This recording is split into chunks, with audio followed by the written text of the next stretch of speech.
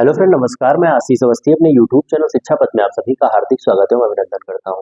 संविधान की इस क्लास में आज मैं आपसे भारतीय संविधान के दो महत्वपूर्ण भाग, इसमें भाग 13 और भाग 14 के संबंध में आपसे विधिवत विस्तृत चर्चा करेंगे। पिछले 2-3 दिनों में हमारी क्लासेस कुछ डिस्टर्ब रही हैं, लेकिन अब चूंकि मैं आ गया हूँ तो आज से हमारी क्लासेस पुनः स्टार्ट हो जाएंगी और हम क्रमवार भारतीय संविधान को पढ़ते हुए आगे बढ़ेंगे। तो आज सबसे पहले हम बात करेंगे भाग 13 के संबंध में। भाग 13 में जिसमें भारत के राज्य क्षेत्र में व्यापार, वाणिज्य और समागम की बात की गई है।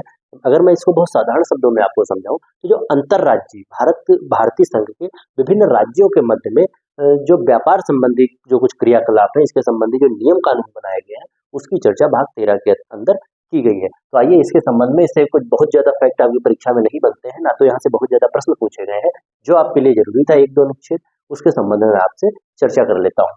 तो भाग 13 सबसे पहले से बात की गई है भारत के राज्य क्षेत्र में व्यापार, वाणिज्य और समागम की, और इसका विस्तार अनुच्छेद 301 से 307 तक है। पीछे भाग 12 में मैंने आपको अनुच्छेद 300 ए तक पढ़ा दिया था।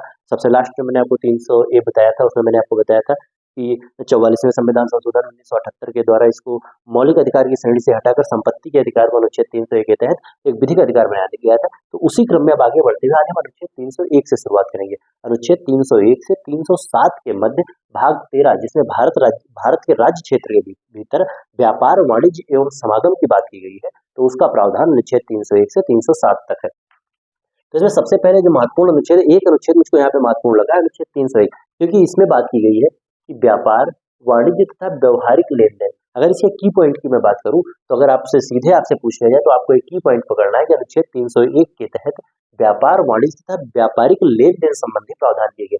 इसमें क्या याद रखना है कि संपूर्ण भारतीय क्षेत्र में व्यापार, वाणिज्य तथा समागम स्वतंत्र होगा।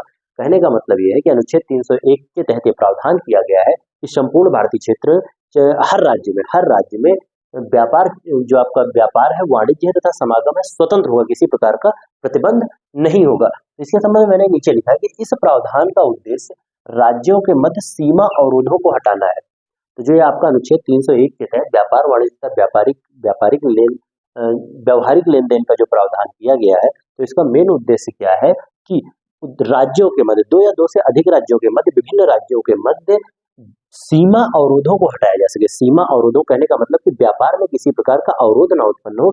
इन सीमा अवरोधों को हटाने के लिए ये प्रावधान जरूरी थे तथा देश में व्यापार, वाणिज्य एवं समागम के अबाध प्रवाह को प्रोत्साहित करने हेतु एक इकाई बनाना है।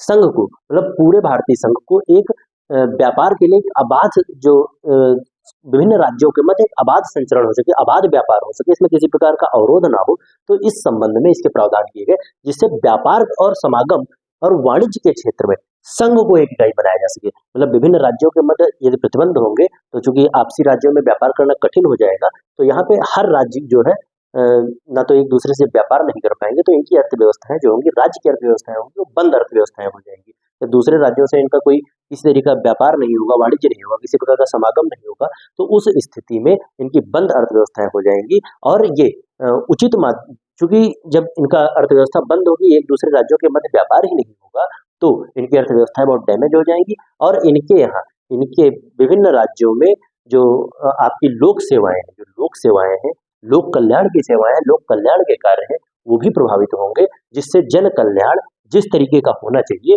वो नहीं हो पाएगा। तो इन्हीं सब अवरोधों को दूर करने के लिए, इन्हीं सब खामियों को दूर करने के लिए भाग 13 के तहत जो अनुच्छेद 301 में मैंने आपको बताया है कि व्यापार, वाणिज्य तथा व्यवहारिक लेन देन स्वतंत्र होगा, किसी प्रकार का अवरोध न उत्पन्न हो, जिससे जो आम जनमानस का जीवन स्तर भी, क्योंकि जब विभिन्न राज्यों के मध्य व्यापारिक समागम होगा, व्यापार होगा, वाणिज्य समागम होगा, इन स्थितियों में जो समस्त राज्यों में जो जनसंख्या निवास करती है, उनका जीवन स्तर भी उच्च होगा। लेकिन यदि इसमें अवरोध उत्पन्न होंगे और अर्थव्यवस्थाएं बंद हो जाएगी, उस स्थिति में आम जनमानस का जीवन स्तर भी नीचे हो जाएगा। वो उस मतलब आधुनिक युग में जिस हिसाब से हम समस्त मतलब जो विदेशी राष्ट्र हैं जिस हिसाब से ऊपर बढ़ रहे हैं, उस हिसाब से हमारा देश डेवलप नहीं कर पाएगा। इसके संबंध में नोट में मैंने एक बहुत महत्वपूर्ण बात लिखी है कि संसद व्यापार, वाणिज्य तथा समागम की स्वतंत्रता को आगे बढ़ाने के उद्देश्य से उचित प्राधिकरण की नियुक्ति कर सकती है। यहाँ पे डायरेक्ट आपको ये समझना है कि इसमें सिर्फ बात की गई है शक्ति की, कि इस संबंध में जो व्यापार, वाणिज्य समागम की स्वतंत्रता के संबंध में अधिकार किसके पास है, कौन इसको प्रतिबंधित कर सकता है, कौन इस पे इसके नियम कानून बना सकता है, कौन इस पे कुछ रोके लगा सकता है, तो ये समस्त अधिकार संसद के पास होंगे। वही बात यहाँ लिखी है कि संसद व्यापार वाणिज्य समागम की स्वतंत्रता को आगे बढ़ाने के उद्देश्य से, इसको आगे बढ़ाने के उद्देश्य से उचित प्राधिकरण का गठन कर सकती है। आगे बढ़ाने का मतलब ये हो गया कि इसमें और विस्तार कर सकती है, इसको कम भी कर सकती है, दोनों शक्तियां इसके पास होंगी, संसद के पास होंगी, तथा इसे प्रतिबंधित, देखो वही बात है, तथा इसे प्रतिबंधित भी कर सकती है। संसद इस प्राधिकरण को आवश्यक कार्य व शक्तियां दे सकती है। तो मैंने आपको बताया कि इसके संबंध में शक्ति किसके पास होगी, संसद के पास होगी। संसद इसको बढ़ाने के लिए प्राधिकरण का गठन कर सकती है, उसको कुछ कार्य व शक्तियां दे सकती है, उसको प्रतिबंधित कर सकती है। ये सभी अधिकार संसद के पास होंगे। लेकिन एक बहुत महत्वपूर्ण बात आपको याद रखना है कि अभी तक ऐसे किसी प्राधिकरण का गठन नहीं किया गया। कहने का मतलब ये है कि अभी तक ऐसी कोई आवश्यकता नहीं पड़ी है कि संसद इस तरीके के किसी प्राधिकरण का गठन करे। तो भाग 13 में आपको पहली चीज ये याद रखनी है, सबसे पहली बात कि इसका विस्तार अनुच्छेद 301 से 307 तक है, और इसमें भारत के राज्य क्षेत्र यानी कि अंतरराज्यीय व्यापारिक संबंधों की बात की गई है। भारत के विभिन्न, भारतीय संघ के विभिन्न राज्यों के मध्य किस प्रकार के व्यापारिक संबंध, वही व्यापार वाणिज्य और समागम की स्थिति है, उसकी चर्चा भाग 13 में की गई है। और अनुच्छेद 301 के तहत मैंने आपको बता दिया कि इसमें प्रतिबंधों पर रोक लगाई गई। किसी प्रकार का जब विभिन्न राज्यों के मध्य व्यापार में किसी प्रकार का प्रतिबंध नहीं होगा, उस स्थिति में आम जनमानस का जीवन स्तर अन्य राज्यों के साथ, चूंकि समस्त राज्य साथ मिलकर जब व्यापार करेंगे तो सभी राज्यों का जीवन स्तर उच्च स्थिति में पहुंच जाएगा। और इस आधुनिकता के युग में जो विदेशी राष्ट्र है, उन राष्ट्रों के मुकाबले भारत भी उन्हीं के जैसा मजबूत खड़ा हो पाएगा। ये बात आपको याद रखनी। इसके बाद मैंने बहुत महत्वपूर्ण भाग लिया है, भाग 14। भाग 14 में संघ एवं राज्यों के अधीन सेवाओं की बात की गई। इस भाग 14 से विभिन्न परीक्षाओं में विभिन्न प्रकार के प्रश्न पूछे गए हैं, वो आपको याद रखना है। तो भाग 14 में संघ एवं राज्यों के अधीन सेवाओं की चर्चा की गई, जिसका विस्तार अनुच्छेद 308 से 323 तक है। 307 तक की चर्चा मैंने भाग 13 में कर ली। अब भाग 14 308 से 323 तक विस्तारित है। तो इसमें सबसे पहला अनुच्छेद मैंने लिया, अनुच्छेद 312, बहुत महत्वपूर्ण अनुच्छेद है क्योंकि यहाँ से विभिन्न परीक्षाओं में कई प्रकार के प्रश्न पूछे गए। इसमें अखिल भारतीय सेवाओं का जिक्र किया गया। अखिल भारतीय सेवाएं यानी कि ऑल इंडिया सर्विसेज का जिक्र आपके अनुच्छेद 312 के तहत किया गया। यहाँ से सबसे बेसिक अगर प्रश्न अभी तक मैंने विभिन्न परीक्षाओं में देखा है कि निम्नलिखित में से कौन सी सेवा अखिल भारतीय सेवा नहीं है, डायरेक्ट प्रश्न पूछा जाता है। तब आपको याद रखना है कि अखिल भारतीय सेवाएं कुल 3 है। वर्तमान में अखिल भारतीय सेवाएं कितनी है? 3 है। इसको बढ़ाने और घटाने की शक्ति किसके पास है? मैंने आपको बताया था कि राज्यसभा को विशेष अधिकार प्राप्त है कि वह नई अखिल भारतीय सेवाओं का गठन कर सकती है। तो वर्तमान में अखिल भारतीय सेवाएं कितनी है? 3। इसमें सबसे पहले मैंने लिखी IAS, इंडियन एडमिनिस्ट्रेटिव सर्विसेज, यानी कि भारतीय प्रशासनिक सेवाएं। यहाँ से एक सीधा प्रश्न आपसे ये पूछा जा सकता है कि यह किस मंत्रालय के अंतर्गत आता है, यह किस मंत्रालय के अंतर्गत आता है। तब आपको याद रखना है कि IAS कार्मिक मंत्रालय के अंतर्गत आता है, और कार्मिक मंत्रालय में ही पेंशन और आपका एक और कोई मंत्रालय इसी कार्मिक मंत्रालय के अंतर्गत शामिल है। तो आपको याद रखना है कि जो आपका IAS है यानी कि भारतीय प्रशासनिक सेवा है, वह किस मंत्रालय के अंतर्गत आती है? कार्मिक मंत्रालय के अंतर्गत। अच्छा, एक प्रश्न मैंने और यहाँ पे विभिन्न परीक्षाओं में देखा, कई परीक्षाओं में मैंने प्रश्न देखा है कि इसके संबंध में एक प्रश्न और पूछ लिया जाता है कि जो विभिन्न सेवाएं हैं, इसके जो चयनित अभ्यर्थी होते हैं, इन सेवाओं में जो चयनित होते हैं अभ्यर्थी, उनकी ट्रेनिंग कहाँ पे होती है? तो उस संबंध में आपको याद रखना है कि IAS जो कार्मिक मंत्रालय के अधीन की सेवा है, इसकी ट्रेनिंग लाल बहादुर शास्त्री अकेडमी मंसूरी में होती है। ये बात आपको याद रखनी है कि लाल बहादुर शास्त्री अकादमी है कहाँ पे? मंसूरी में, वहाँ IAS अभ्यर्थियों की ट्रेनिंग होती है। फिर आपका मैंने लिया है IPS, जो कि दूसरी प्रशासनिक सेवा है। तो IPS होता है इंडियन पुलिस सर्विसेज, यानी कि भारतीय पुलिस सेवा। यह गृह मंत्रालय के अधीन आती है। किसके अधीन आती है? गृह मंत्रालय के अधीन आती है। और इसकी ट्रेनिंग आपकी होती है सरदार वल्लभ भाई पटेल अकादमी, हैदराबाद। आपको याद रखना है कि सरदार वल्लभ भाई पटेल अकादमी जो कि हैदराबाद में स्थित है, वहाँ पे IPS जो चयनित अभ्यर्थी होते हैं उनकी ट्रेनिंग होती है। फिर आपका आता है तीसरा IFOS। आपको याद रखना, यहाँ पे आपको IFS देके फंसाता है एग्जामिनर हमेशा। जब भी यहाँ से ये प्रश्न पूछा गया है कि निम्नलिखित में से कौन सी अखिल भारतीय सेवा नहीं है, तो वहाँ पे IFOS की जगह पे IFS दिया जाता है, और अक्सर बच्चे इसमें फंस जाते हैं। लेकिन आपको याद रखना है कि IFS जो कि इंडियन फॉरेन सर्विसेज यानी कि भारतीय विदेश सेवा है, वह अखिल भारतीय सेवाओं में शामिल नहीं है, बल्कि IFOS यानी कि इंडियन फॉरेस्ट सर्विसेज यानी कि भारतीय वन सेवा, जो भारतीय वन सेवा है वह अखिल भारतीय सेवा में शामिल है। तो अंत में मैंने लिया है भारतीय वन सेवा। ये इसका मंत्रालय कौन सा होगा? पर्यावरण, वन एवं जलवायु परिवर्तन मंत्रालय। आपको याद रखना है पर्यावरण, वन एवं जलवायु परिवर्तन मंत्रालय के अधीन आपका ये जो भारतीय वन सेवा है वह कार्य करती है। अच्छा, इसका ट्रेनिंग सेंटर कहाँ पे है? तो वही मैंने लिखा है इंदिरा गांधी राष्ट्रीय वन अकादमी, देहरादून। आपको याद रखना है कि आपकी जो इंदिरा गांधी राष्ट्रीय वन अकादमी है जो कि देहरादून में स्थित है, तो यह यहाँ पे जो आपके भारतीय वन सेवा के अभ्यर्थी, चयनित अभ्यर्थी हैं, उनकी ट्रेनिंग होती है। तो ये अनुच्छेद 312 के संबंध में महत्वपूर्ण फैक्ट है, आपको याद रखना है और यहाँ से डायरेक्ट आपकी परीक्षा में प्रश्न बन जाते हैं। उसके बाद आपका आता है अनुच्छेद 315।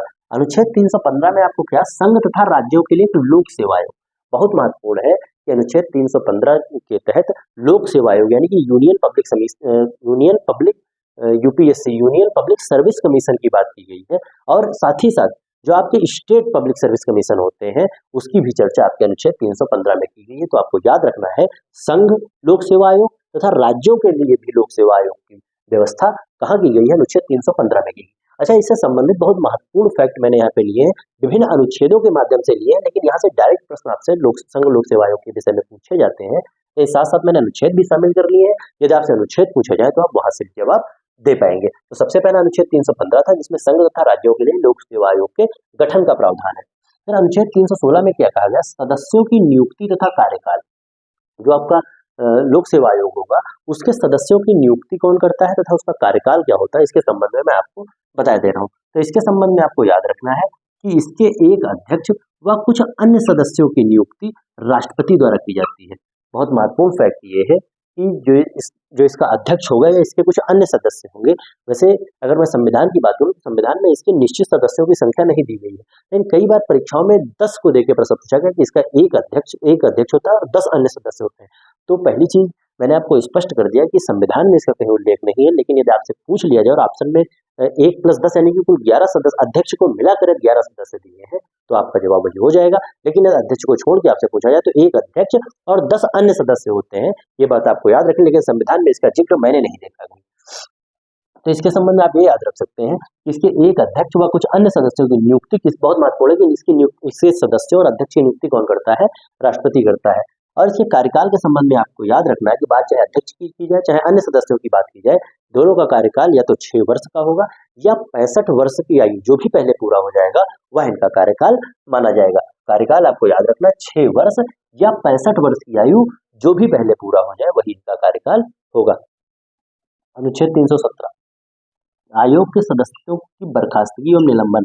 कहने का मतलब ये है कि जो आयोग के सदस्य होंगे उनको हटाने का अधिकार किसके पास होगा, तो आपको याद रखना है कि इसकी नियुक्ति का अधिकार भी राष्ट्रपति को है और इसको हटाने का अधिकार भी किसके पास होगा, राष्ट्रपति के पास होगा। ये राष्ट्रपति किन आधार पर इसको हटा सकता है, तो उसके संबंध मैंने आपको यहाँ पे लिखा है कि हटाने की शक्ति तो राष्ट्रपति की होगी, लेकिन यह इन स्थितियों में हटा सकता है कि कोई आपका सदस्य दिवालिया घोषित हो गया हो या किसी अन्य कार्य में लगा हो। कहने का मतलब ये है कि वह लोक सेवा आयोग का सदस्य या लोक सेवा आयोग के अध्यक्ष पद पर कार्यरत है, लेकिन वह कोई अन्य कार्य भी कर रहा है और उसका भी वेतन ले रहा है, उस स्थिति में राष्ट्रपति को इस बात की शक्ति होगी कि वह उसको पद से हटा देगा।